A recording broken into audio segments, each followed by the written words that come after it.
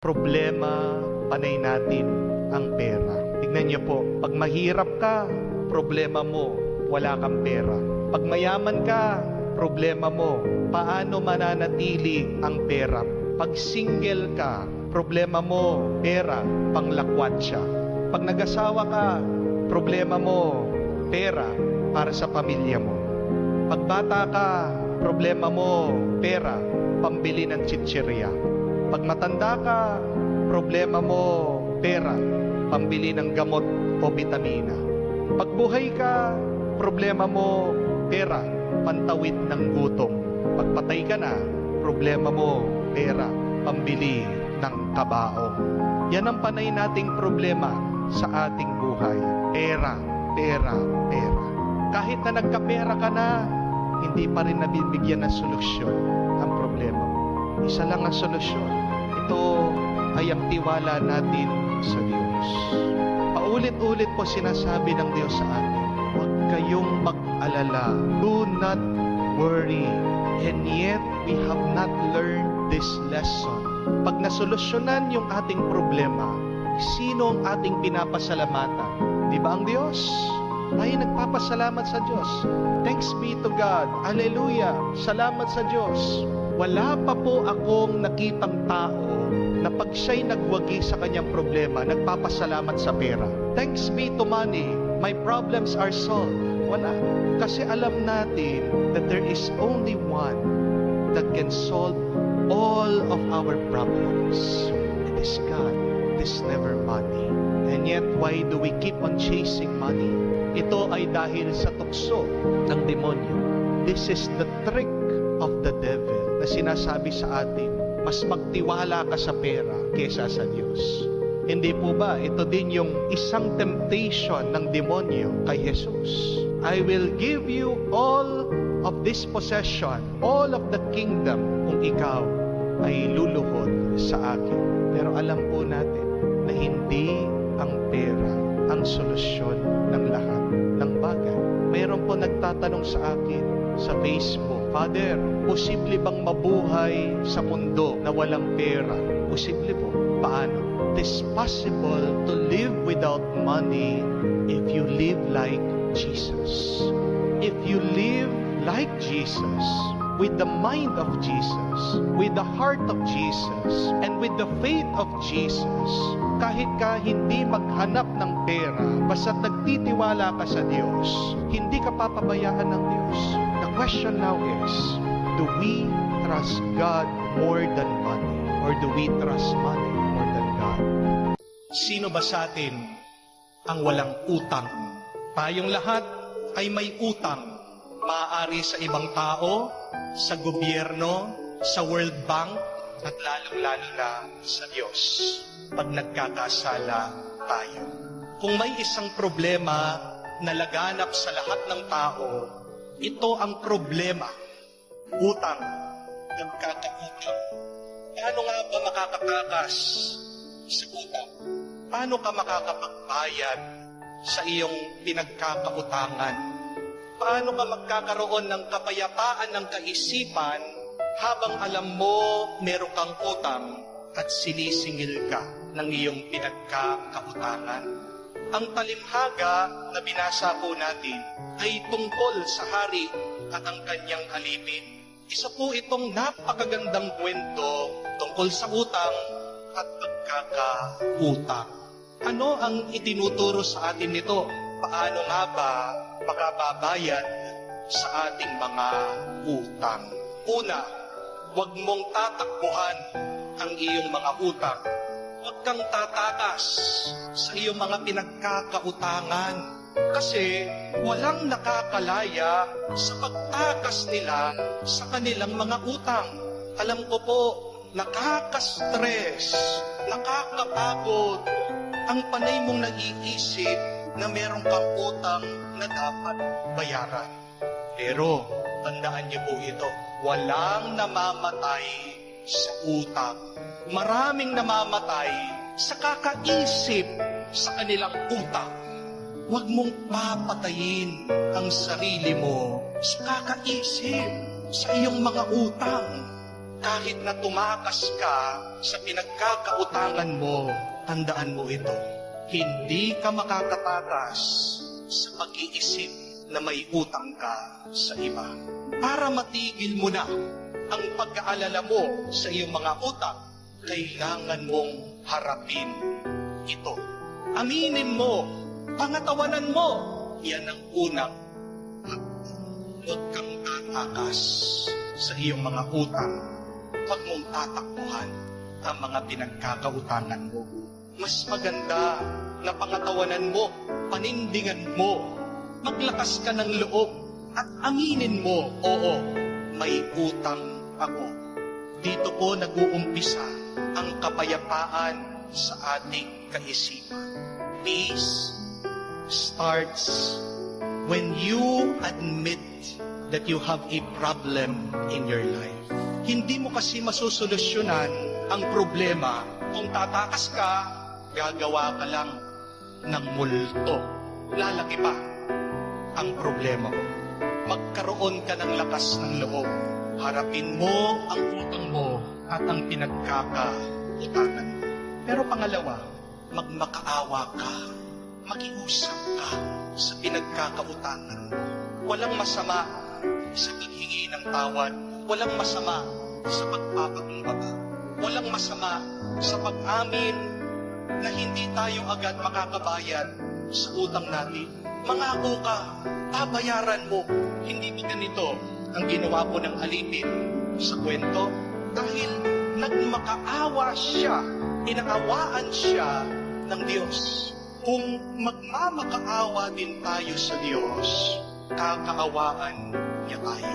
Tutulungan niya tayo.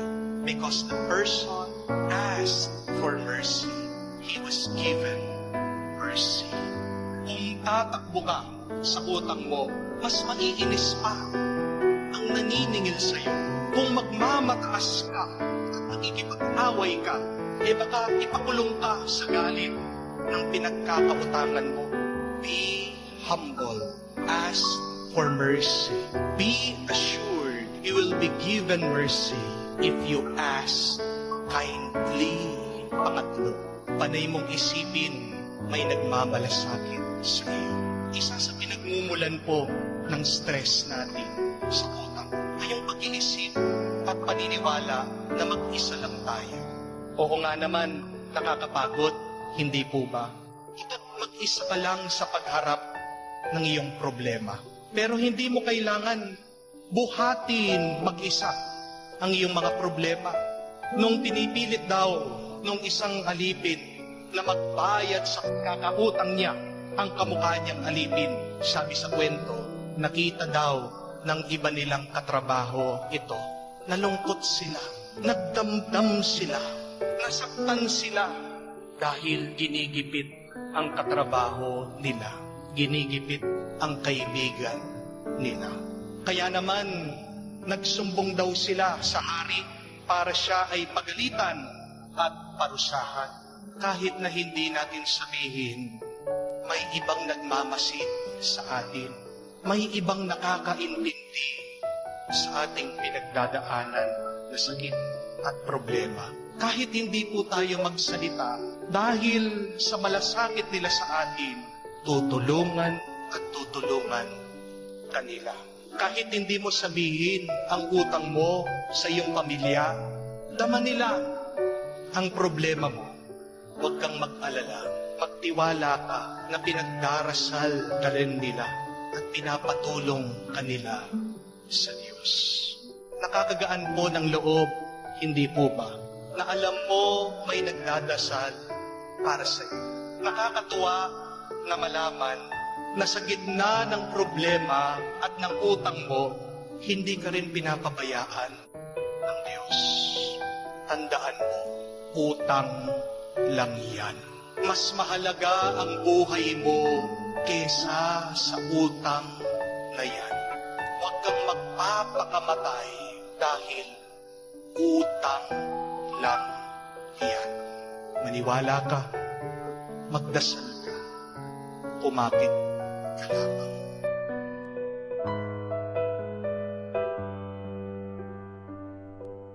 Si Angeline Quinto, meron po siyang sinabi minsan sa interview.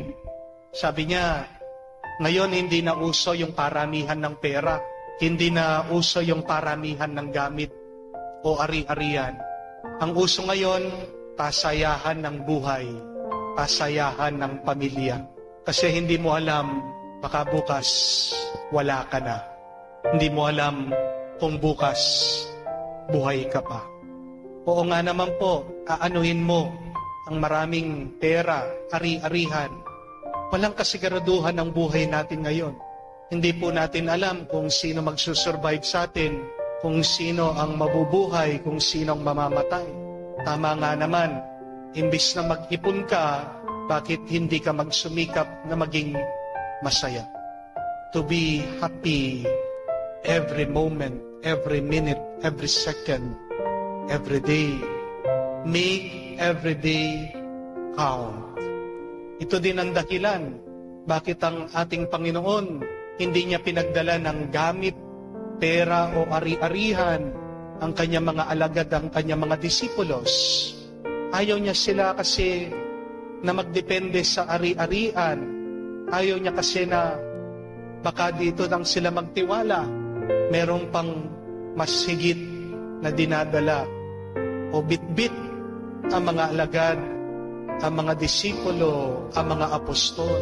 Ito ay ang mabuting balita. Ito ay ang kapangyarihan na pinagkaloob sa kanila ng Diyos. At napakaganda ng utos ng ating Panginoon sa kanila na sa lahat na pupuntahan nila, kailangan nilang paalisin ang mga masamang espiritu, kailangan nilang pagalingin ang mga may sakit habang ipinapangaral nila ang mabuting balita. What is a happy life? A happy life is a life centered in the Word of God. A happy life is a life freed from evil spirits, freed from sin. A happy life is a life freed from sickness and disease. Hindi po natin maiiwasan sa panahon na ngayon, marami sa atin ang nangangailangan. Marami po ang nagkakautang-utang, nababaon sa utang. Pero meron pang mas nakakalungkot kaysa sa kahirapan o pagkawala ng pera. Ano po yun? Ay yung wala ka na ng pera, magulo pa sa pamilya nyo. Yung wala ka na ng pera, hindi pa kayo magkasundo ng asawa mo. Yung wala na nga kayong pera, may sakit pa sa pamilya. Okay lang yung walang pera. Okay lang yung walang ari-arian. Basta't nagmamahalan lang kayo, hindi po ba? Basta't walang away. Basta't wala lang nagkakasakit, hindi po ba kayamanan ang mga yan?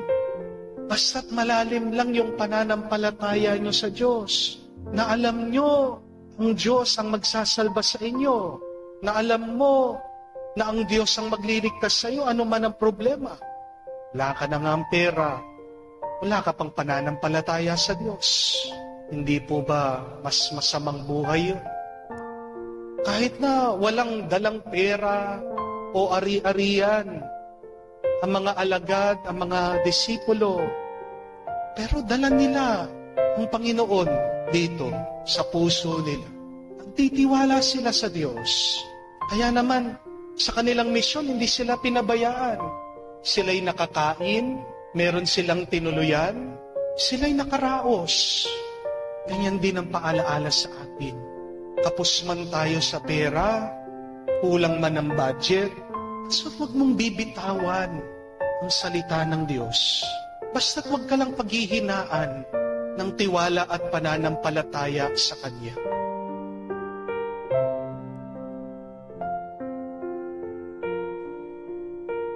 Ang sikreto ng masayang buhay ay wala naman po sa ari-arian at pera. If you're contented with what God will give you in this life, you will always be happy and peace. Seek not to be happy, seek to be contented.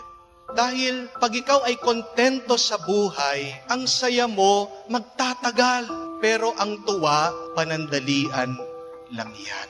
Ang tanong, how can we be contented? Paano ba tayo makukontento sa ating buhay? Dalawang bagay lang po. To be contented in your life, first, you have to have an achievable dream. But second, to be contented in your life, you have to have a blessing mindset. An achievable dream, isang pangarap na maaabot mo. A blessing mindset, isang pag-iisip na alam mo ikaw ay binibendisyon ng Diyos. Seek to have an achievable dream. Isang pangarap na maaabot. Bakit napakarami po sa atin ang nadidisappoint, na-frustrate o nadidepress sa buhay? Dalawang dahilan lang po. It's either they do not have a dream or they have an impossible dream. Hindi nila alam kung ano ang pangarap nila sa buhay o minsan meron po silang pangarap hindi naman makatotohanan. Tignan niyo po, bakit napakarami ang mga nalululong sa sugal, lalong-lalo na sa online sabong. Kasi pag nanalo na sila, hindi pa sila titigil. Hindi nila alam kung kailan yung tama na. They do not know when enough is enough. O kung alam man nila yon, kailan yung sapat na, napaka-imposible naman makuha. Gusto siguro nilang maging bilyonaryo sa pamamagitan ng online sabong. Na napaka-imposible. Hindi mo matatalo ang sabungan. Yun yung katotohanan. Pero hindi nila matanggap yun because they have an impossible dream. Kung wala kang panaginip o pangarap na maaabot, hindi ka magiging kontento at masaya sa iyong buhay. You have to ask yourself, what is enough for me? Ano ba yung sapat para sa akin? Is 1 million enough?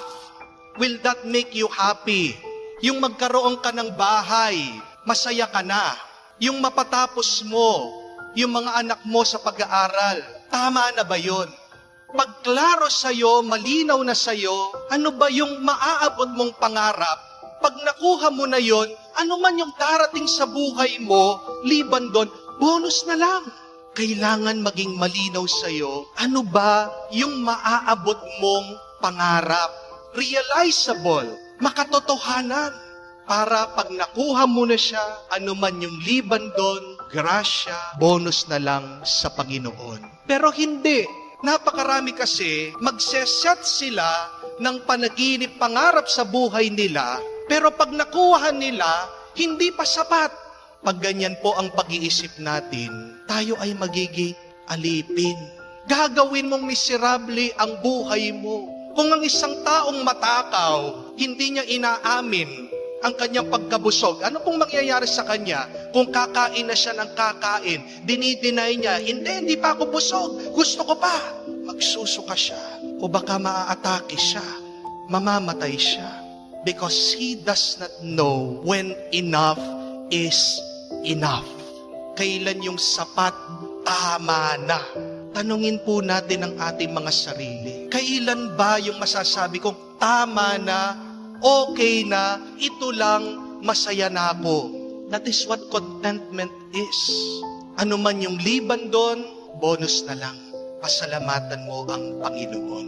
Kung tatanungin ko po kayo, para-parehas lang naman po yung pangarap natin, hindi po ba? Pangarap na simple, pangarap na masaya. Yung buhay ka, healthy yung pamilya mo, walang may sakit, yung nagmamahalan kayo, nagkakaintindihan kayo, walang nag-aaway, marunong magpatawad sa bawat isa, yung nakakakain kayo 3 times a day, may merienda pa in between, yung may pera ka para makapaglibot kayo, makapagliwaliw, yung may pera ka para may pantulong, hindi po ba simpleng buhay lang, sapat na? Ano pang gusto mo liban doon? Baka pinapahirapan mo lang ang sarili mo. To be contented, you have to have an achievable dream. Maaabot na pangarap. May it be enough for you. Sapat na, tama na, magiging masaya ka. Sa Amerika po, gumawa sila ng pag-aaral sa mga magsasaka, farmers. Tinitingnan po nila kung gaano katalino ang mga magsasaka. Kaya binigyan daw po ng IQ test ang mga magsasaka bago ang kanilang pagtatanim at pagkatapos ng kanilang pag-aani. At ito po ang nadiskubre nila. Bago po ang ani, napakababa daw po ng IQ ng mga magsasaka. Pero pagkatapos ng ani, abay, tumataas daw po yung IQ, yung katalinuhan ng mga magsasaka. At ang conclusion ng mga researchers o nag-aaral ito, ang pagkakaroon ng pera ay nakakatalino, nakakadagdag ng karunungan sa tao. Kasi bago po ang pagtatanim, wala pong pera ang mga magsasaka. At hinala po nila yung pag-aalala, yung takot, yung pag-iisip, yun po yung nakakababa ng IQ ng katalinuhan. Pero pag may pera na ang tao, siya'y panatag, nagiging mas marunong siya. Kaya nga po sa Amerika, isinusulong po ng mga ibang mambabatas na gumawa sila ng batas para magkaroon daw po ng universal income, lahat ng pamilya. Kasi pag meron daw pong basic income, basic money, yung pamilya, magkakaroon daw po sila ng mga good choices. Hindi po sila magkakamali sa kanilang buhay. Pansinin niyo po, sino po sa ating salipunan yung madalas na nalululong sa bisyo, yung madalas na napapasama sa krimen? Yung po yung mga halos walang pera. Sino yung mga madalas na nagkakamali sa buhay? Sila yung mga walang ari-arian. Sila'y nagkakamali, sila'y napapasama dahil magulo ang kanilang isip. Pero sino yung mas mga yumayaman? Yung mga mayayaman na. Sino yung mga tunay na marunong? Yung mga meron na. The conclusion is, money can make you smart and intelligent. Ayan, alam nyo na po ha? Kayo mga magulang, pag nakikita nyo po yung mga bata, sinasabi na masakit ang ulo nila, nahihirapan silang mag-aral. Ano po ang gagawin nyo? Bigyan ng pera. Amen? Di po masaya yung mga magulang. Masaya po yung mga estudyante. Ayan, kayo pong mga mag-asawa, alam nyo na, pag sumasakit ng ulo ng asawa nyo, ano pong bibigay nyo? Pera. Amen? Pero kung totoo po na ang pera nakakatalino, bakit sa binasa po nating ebanghelyo, parang baliktad yung narinig natin? Mayaman nga, ito pong lalaki, lumapit kay Jesus, tinatanong, Panginoon, paano po ako magkakaroon ng buhay na walang hanggan? Sinabi ng Panginoon sa kanya, sundan mo ang mga kautusan. Sinabi niya, ginawa ko naman po ang mga kautusan. Kung gayon, sabi ni Jesus, kunin mo ang iyong ari-arian, ipagbili at ibigay sa mga mahihirap at sumunod ka sa akin. Ano daw pong ginawa nitong lalaki? Siya'y umalis, nakayuko, malungkot, dahil marami daw po siyang ari-arian. Marami daw po siyang pera. Marami daw siyang kayamanan. Kala ko ba nakakatalino ang kayamanan? Pero nagkamali siya sa pagpili. Hindi niya pinili na sumunod sa Panginoon. Mas pinili niyang hawakan ang kanyang pera. Mas pinili niyang manatili sa kanyang kayamanan. Kung pinili lang niya ang ating Panginoon, mas higit pa at mas maraming kayamanan ang tatanggapin niya. Yan ang sinabi ng ating Panginoon sa pinakahuling parte ng Ebanghelyo. Sino man ang susunod sa akin ay magkakaroon ng limpak-limpak pa, mas marami pang kayamanan. Higit pa, kahit nasa gitna ng inyong mga problema, magkakaroon kayo ng grasya. Iwan mo ang kayamanan ng mundo. Mas higit pa, mas marami pa, umaapaw na grasya ang tatanggapin mo. Bakit nagkamali itong lalaki? Ito ay dahil sa pagmamahal niya, sa sobra-sobrang pera. The problem is not about the money. The problem is not about the riches. The problem is being obsessed and possessed with so much money. Walang problema yung sapat na kayamanan. Kailangan natin ang kayamanan sa ating buhay. Amen? Pero nagiging problema ang kayamanan pag ito ay sobra-sobra na. Pag sobra-sobra ng pagmamahal mo at kapit mo sa kayamanan. Desiring so much wealth in your life because it can blind you. How can we become more intelligent? How can we become more wise?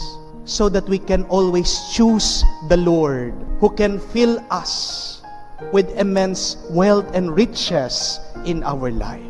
Ang ating pong unang pagbasa, napakaganda. Galing po sa libro ng Karunungan, the Book of Wisdom. Sinasabi niya, ako ay nagdasal, binigyan ako ng karunungan ng Diyos. Ako ay nagdasal, binigyan ako ng katalinuhan ng Diyos.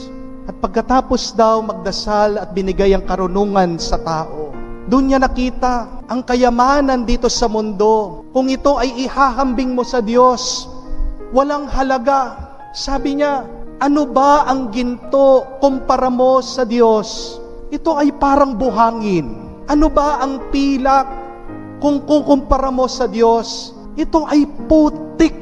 Makikita mong walang halaga ang lahat ng bagay na material dito sa mundo kung magiging matalino ka lang. At paano tayo magiging matalino kung tayo ay magdarasal? Ang taong palaging nagdarasal ay taong marunong at matalino. Ang taong palaging nagdarasal sa katalinuhan at karunungan niya, alam niyang piliin ang tunay na mahalaga.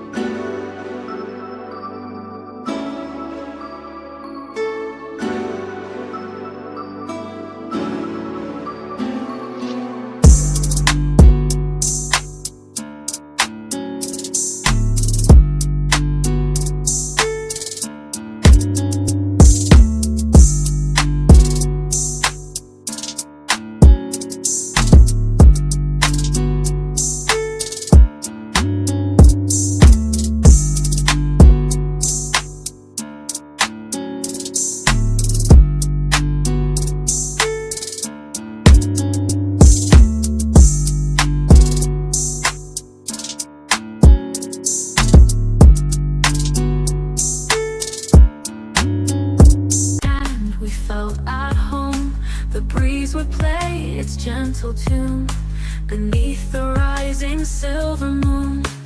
Through the fields of amber and gold,